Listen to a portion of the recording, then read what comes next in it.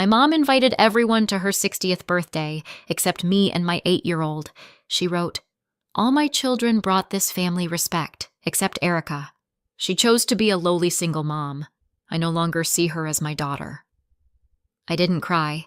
Next time she saw me, she went pale because if you've never had your child ask you a question that makes your blood go cold, I hope you never do. It's like someone quietly pulls the floor out from under you, but you still have to stand there and smile because your kid needs dinner, not a breakdown. It was one of those regular Tuesday nights that are only regular if you don't count the fact that elementary schools run on chaos and glitter. My daughter Daisy was at the kitchen table doing her spelling words, hunched over the page with her tongue poking out the side of her mouth. Her, "I'm taking this very seriously" face. I was half listening, half packing her lunch, trying to remember if tomorrow was crazy hair day or favorite color day. Schools love a theme. My mother loved a standard. I was circling because on Daisy's worksheet when she appeared at my elbow holding her kid phone in both hands. Her eyes were big, not teary yet, just unsure. "Mom," she said. "Yeah, baby."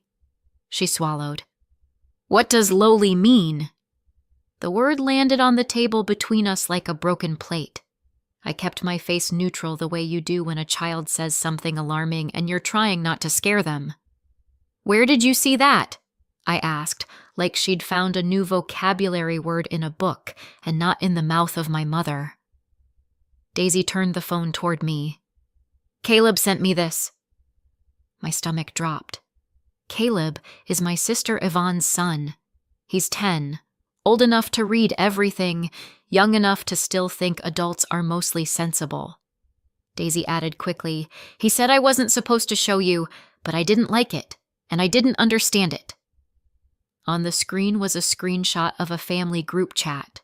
Not my chat. Not my school mom's chat. The other one.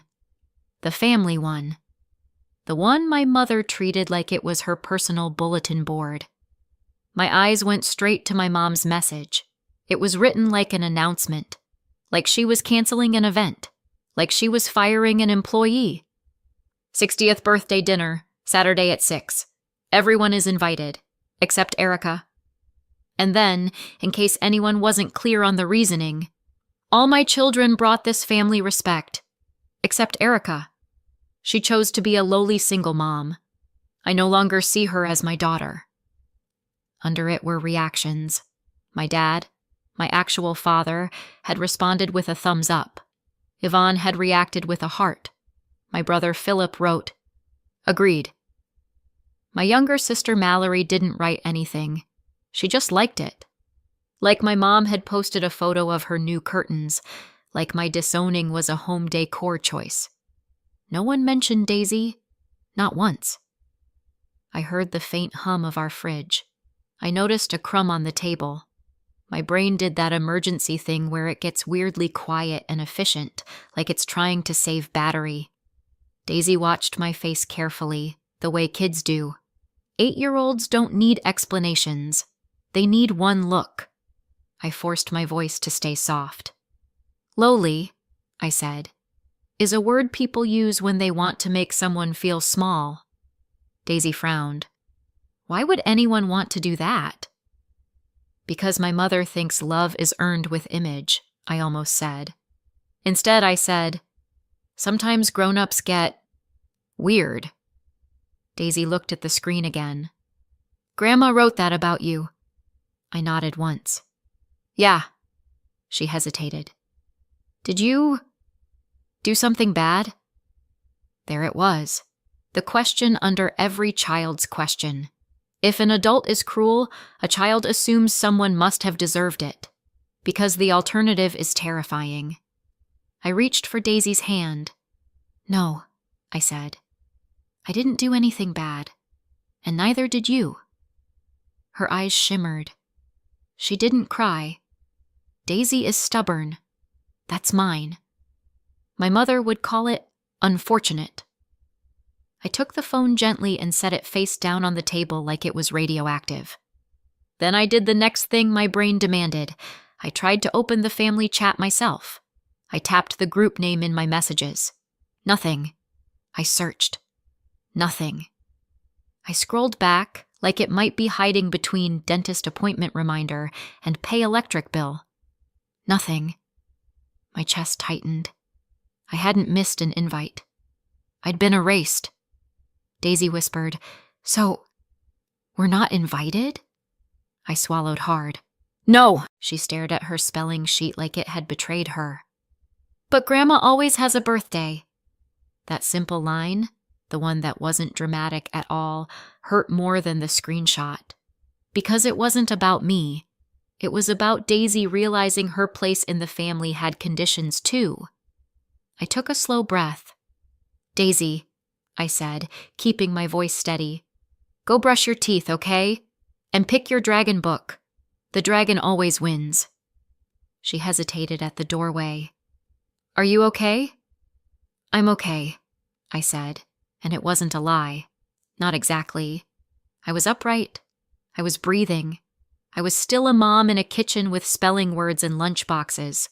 That counts as okay. Daisy patted away. I stared at the screenshot again.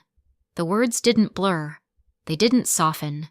They didn't become less true because I wanted them to. Then my phone buzzed. Yvonne. Of course. I answered because I needed one thing before I moved. Confirmation. Not for my feelings. For my sanity. "Erica," Yvonne said, already sounding irritated, like I had inconvenienced her by being disowned. "Listen, is it real?" I asked. A pause. A sigh. "You saw it. So it's real." "Mom was upset," Yvonne said quickly. "You know how she gets. She told the whole family I'm not her daughter anymore." "Why are you making this such a big thing?" Yvonne snapped. My grip tightened around the phone.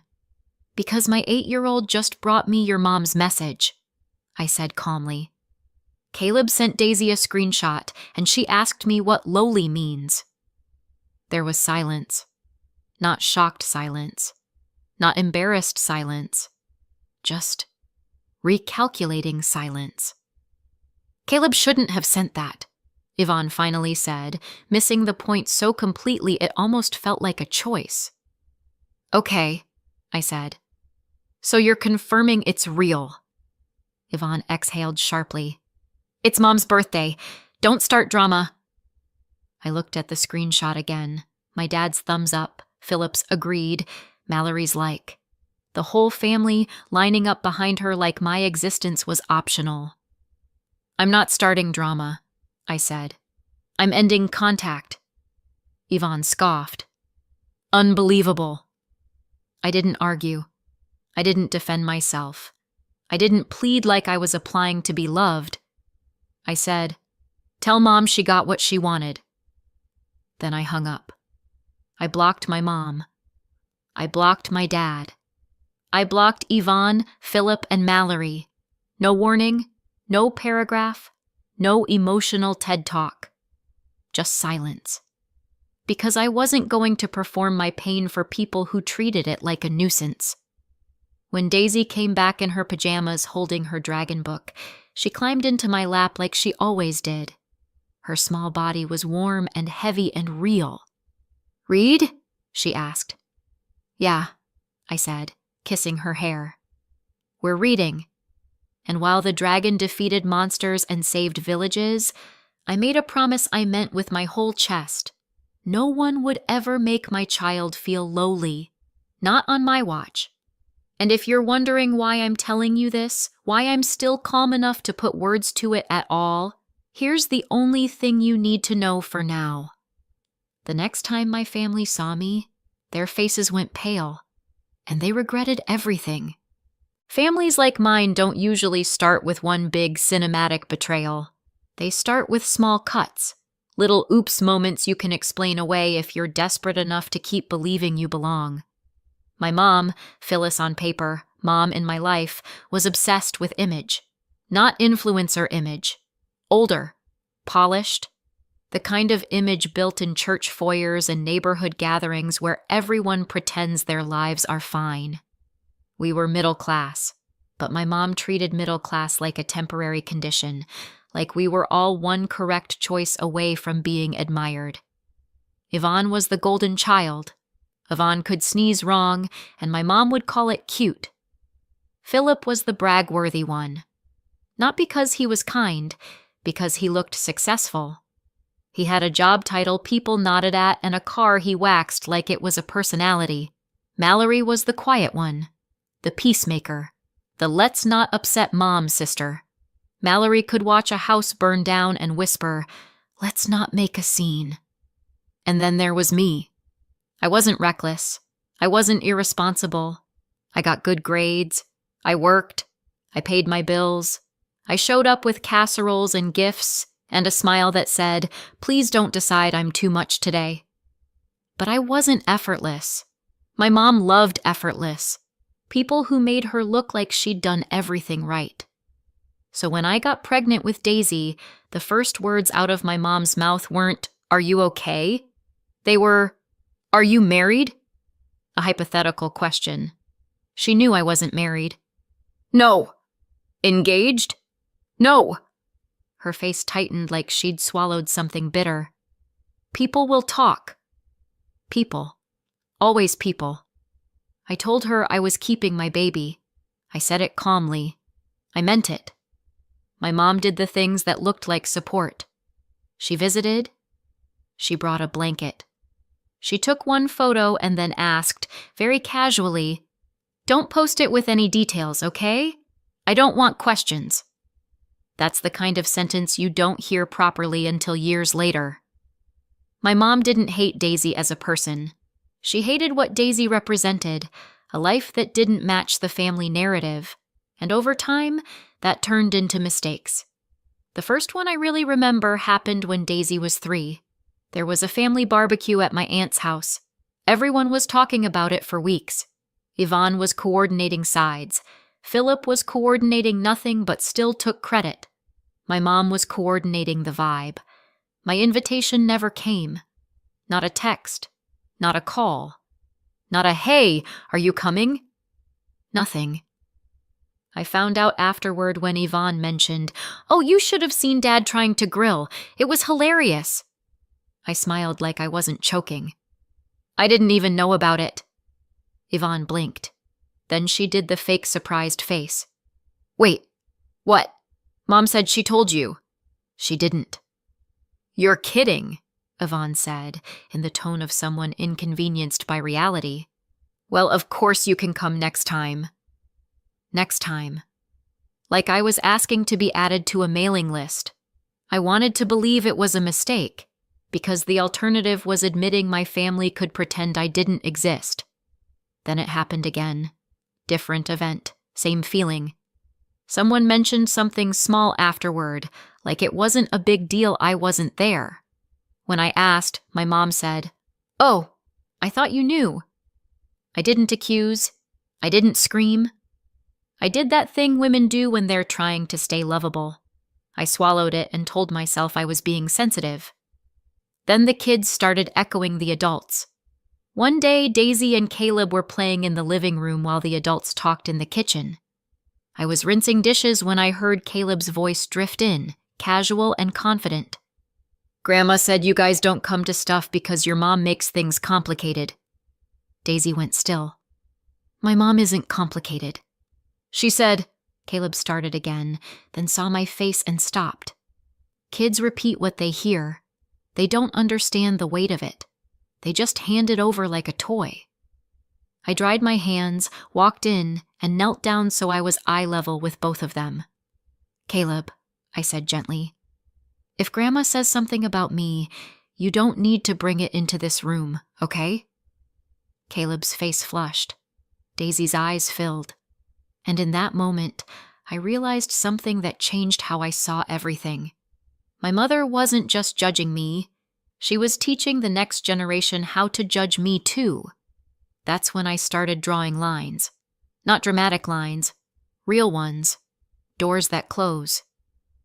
If Daisy isn't welcome, neither am I. I said it calmly. I meant it. My mom would nod like she understood, then later act like she'd never heard the words. Because people like my mother don't see boundaries as reality. They see them as tantrums you'll outgrow when you need something. Then came the group chat message, the one Daisy saw first. My mom didn't just exclude me, she wrote it down. She made it official. My dad and siblings agreed like it was normal. And that's when I realized the mistakes weren't mistakes. People think no contact is dramatic. It isn't. It's mostly quiet. No one shows up at your door with a sad violin soundtrack.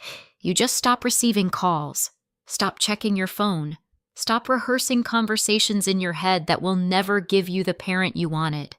And at first, that quiet feels unnatural, like you left the house without your keys. Then slowly, it starts to feel like oxygen. Over the next 3 years, Daisy grew from 8 to 11. Her voice got louder, her legs got longer, her opinions got stronger. At first she watched me carefully, like she was waiting for the other shoe to drop. Then she stopped waiting. She got busy being a kid again, until one day she said out of nowhere, "Mom, I'm glad our house is quiet." Kids understand more than we think. They just don't always have the words right away. Money was still real, though. Single motherhood isn't a vibe. It's math. And math doesn't care that my mother disowned me in a group chat. Math says rent, groceries, childcare. The random school fee that shows up like an ambush and expects to be paid in full by tomorrow. So I worked. Not in a cute boss babe way. In a, my kid is asleep and I'm still awake because I refuse to let her life shrink that way. During the day, I was Daisy's whole world. At night, when the apartment finally went quiet, I sat at the kitchen table with my laptop and a very simple goal. If my mother wanted to call me lowly, fine. I'd be lowly. I'd be lowly and unstoppable. I started helping a few local businesses get their mess under control. Not because I loved business. Because I loved food in the fridge and my daughter sleeping without hearing me panic. It was work no one bragged about, which made it perfect for me. I didn't need applause. I needed traction. Then I noticed something. Everybody was drowning for the same reason. No system, just chaos and hope. And hope is not a strategy. So I built one. Nothing fancy, nothing that needed a TED Talk. Just something clean that kept people on track and kept money from slipping through cracks. It worked. People started asking for it, then sharing it, then forwarding it to friends like it was contraband. And suddenly, I wasn't chasing clients anymore. My inbox was chasing me.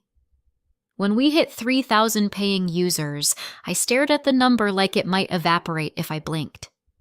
3 years earlier, I was counting grocery money. Now I was building something that could actually carry us. And Daisy, sweet, blunt Daisy, looked at me one night and said, "Mom, you don't look scared anymore." That's when I knew it had really changed. Then a small local business article mentioned my company. Nothing flashy, just enough to put my name somewhere public. I didn't share it. I didn't post it. I didn't tag anyone. But I forgot one thing. My family still had eyes. The first attempt to re-enter didn't come with an apology. Of course not. It came with an unknown number on my phone and a voicemail that started with my mother's voice pretending we hadn't been strangers for 3 years. "Erica," she said, bright and practiced, "call me. We need to talk." Need. Not want. Need. Then she added, like she was offering me something. "I saw you're doing very well. I always knew you would." I deleted it. The second attempt came through Yvonne, because Yvonne loves being a messenger when it gives her power. A text from a new number. It's Yvonne. "Mom wants to make peace. Don't be stubborn. No, I'm sorry. No, that was wrong. Just don't be stubborn." Like my boundaries were an attitude problem. I didn't reply. The third attempt was the one that made my blood run cold. Daisy's kid phone buzzed at breakfast. She glanced at the screen and slid it toward me without a word. "Grandma," flashed at the top. My mom had found Daisy's number. I stared at it like it was a snake in my kitchen. Daisy watched me, jaw tight. "I didn't give it to her," she said quickly. "I swear." "I know," I said, and I meant it. Daisy isn't sneaky. She's honest in that blunt kid way that makes you want to apologize to every adult who ever misread you. I let it go to voicemail. My mom's voice chirped through the speaker like she was calling about a bake sale. "Hi, Daisy. It's Grandma. Tell your mom to call me back. I miss you. I have something special for you." Something special? My mother's favorite bait. Daisy's face twisted. "I don't want something special." I felt rage rise up, and then I did what I've learned to do. I put it in a box and kept it from spilling onto my child. "Okay," I said calmly. "We're going to handle this." I didn't call my mom. I didn't open the door to a conversation she could turn into a weapon. I called Daisy's school and asked them to update her file. No contact with extended family without my written permission. Period. It wasn't dramatic. It was adult. It was the kind of boundary you build with paperwork. That same week, I got another call. This one from a cousin I still trusted. The kind of relative who doesn't love drama, but also doesn't lie. "Just so you know," she said carefully, "your mom's been telling people she always supported you. She's saying the family is very proud." I let out one short laugh. Not because it was funny, because the audacity was almost impressive. "And Philip," my cousin added, hesitating. "He's been mentioning you in meetings. Like you're connected." Connected. My brother Philip wasn't reaching out because he missed me. He was reaching out because my name was now useful. A week later, the fourth attempt arrived in the most my mother way possible. A polite email. Not to me. To the event organizer of a business awards night I was scheduled to attend. The organizer forwarded it to my assistant with a simple question. "Is this legitimate family?" My assistant brought it to me with that careful professional face people wear when they're trying not to pry. The email was from my mom. She wrote, "I am Erica's mother. Our family will be attending to support her. Please ensure we are seated appropriately." Appropriately. Like love comes with assigned seating. I stared at the screen, feeling that old familiar tightness in my chest. And then I understood exactly what was happening. My family wasn't coming to celebrate me. They were coming to be photographed near me. They were coming to cash in the story they'd rewritten. Proud parents, supportive siblings, loving grandparents. A family that never disowned anyone. The only problem was, I had receipts. I opened a folder on my computer titled Proof, because yes, I'm a single mom, and yes, I'm petty in a responsible way, and I pulled up the screenshot of my mother's group chat message. Then I forwarded it to the event organizer with one calm note. "Thank you for checking. This person disowned me in writing. They are not authorized VIP/family section guests. Please notify security if they approach the stage or my daughter." No rant, no essay, just facts. Because facts are harder to gaslight. That night, after Daisy went to bed, I sat at my kitchen table and stared at the blank space where my mother's love used to be. I didn't cry. I didn't spiral. I didn't even feel surprised. I felt steady. At the time, I thought the worst thing had already happened. I didn't know yet that the next time my family showed up, it would end with them wishing they'd never said my name. The night of the event, Daisy stood in front of the mirror twisting her hair, trying to decide whether she looked fancy enough for a room full of people in blazers. She was 11 now, still my kid, still stubborn, just tall enough to see over the lies. "Do I look okay?" she asked. "You look perfect," I said, smoothing her collar. We arrived early.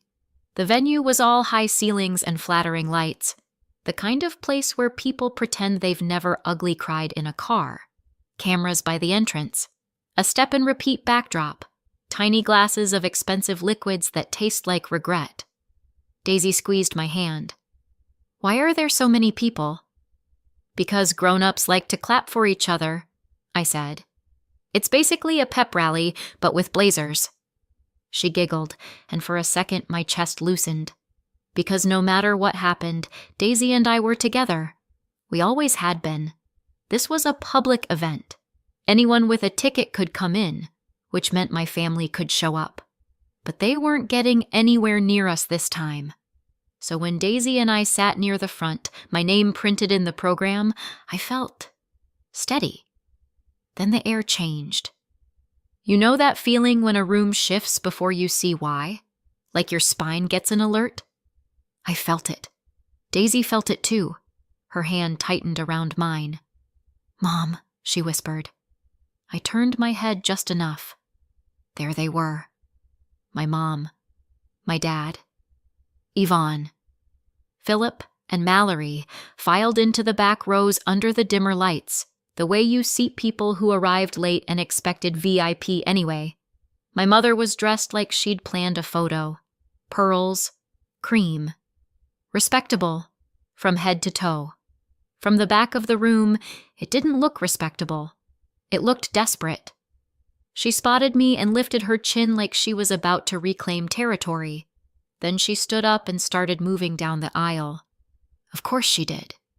Daisy's voice went thin. "Is she coming here?" "She's trying," I murmured. And that's when my mom tried to walk toward the stage. Not at a run, not making a full scene yet. Just a steady march toward the front rows, the cameras, the family section she believed she deserved.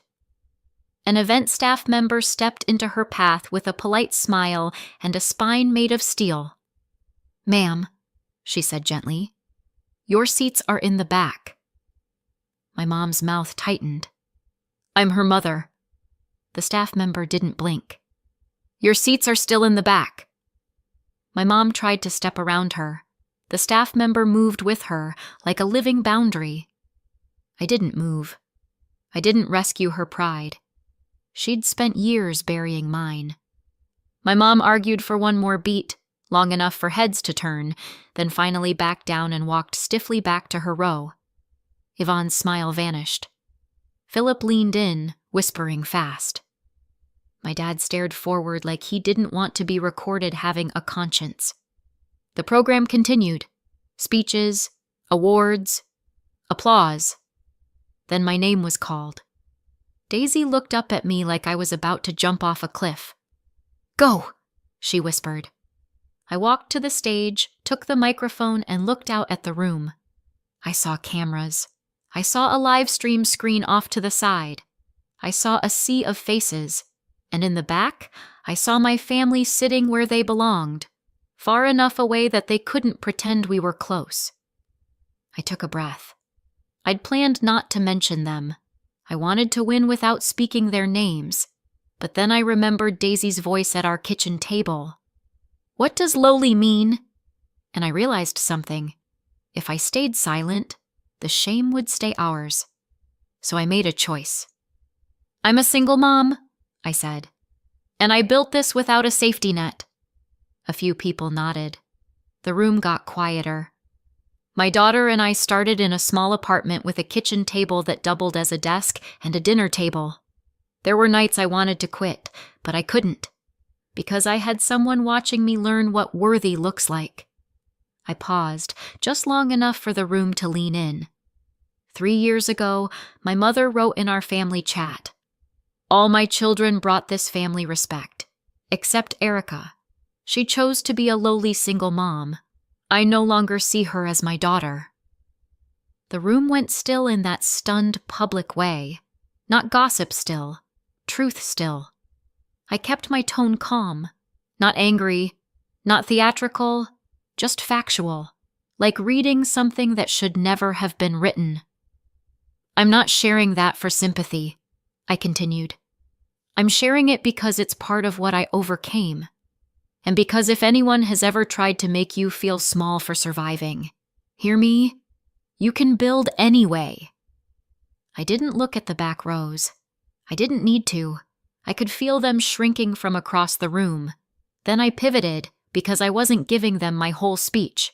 I thanked my team. I thanked the people who supported me.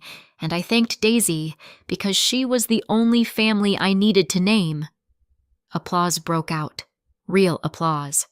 When I stepped off stage, Daisy launched into me, whispering, "Mom, you were so strong." I held her close and whispered back, "So were you." We headed toward the lobby.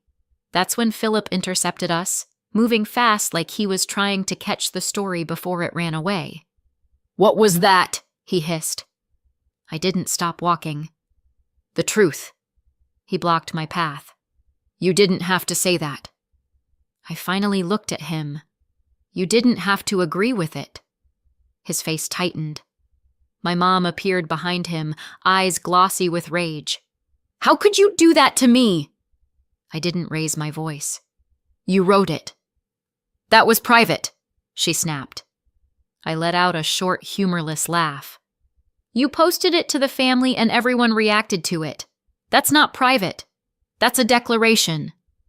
Yvonne jumped in, whispering urgently, "People will think—" "I don't care what people think," I said, steady.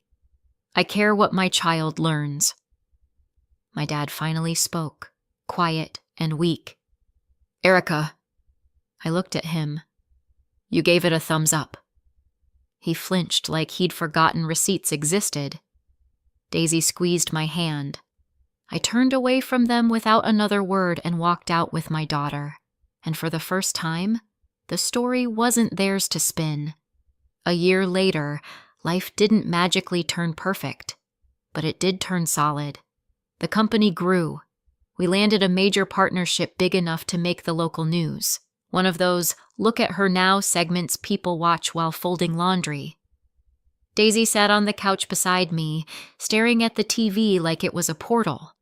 When the anchor said my name, Daisy smiled and said simply, "That's my mom." That sentence was worth more than any number on a screen.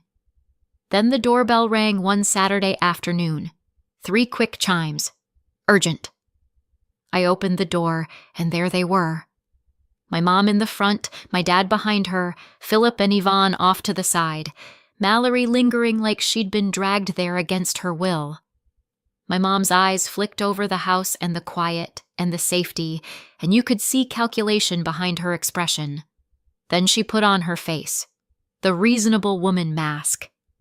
"Erica," she said softly, "we need help." Of course. Not, "I'm sorry." Not, "I was wrong." Help. Philip stepped forward, already angry like it was my fault. "After that night, things got complicated." I tilted my head. "Interesting choice of word." His jaw clenched. "Clients backed out. Partners got cold. People sent that clip around. They said I misrepresented connections." Connections? Meaning me. My mom's voice trembled. "We might lose the house." My dad cleared his throat. "We're family." Behind me, Daisy appeared in the hallway, silent and watching. I looked at my mom. "You wrote you didn't see me as your daughter."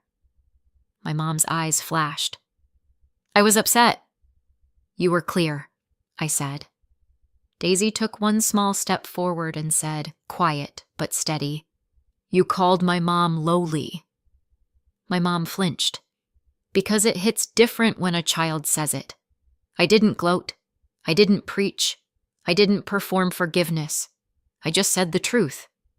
"You don't get to disown me and then show up when you need money," I said. "That's not family. That's an emergency fund with a face." Philip's voice sharpened. "So you're just going to let us lose everything?" I held his gaze. "You lost me first." Silence. Then I stepped back and closed the door. Not slammed, not dramatic, just closed. Daisy looked up at me. "We're not lowly," she said. I smiled. "No, sweetheart, we're not." And that was the last time I saw them. So tell me, did it go too far or not far enough? Let me know in the comments. And if you want more stories like this, you know what to do.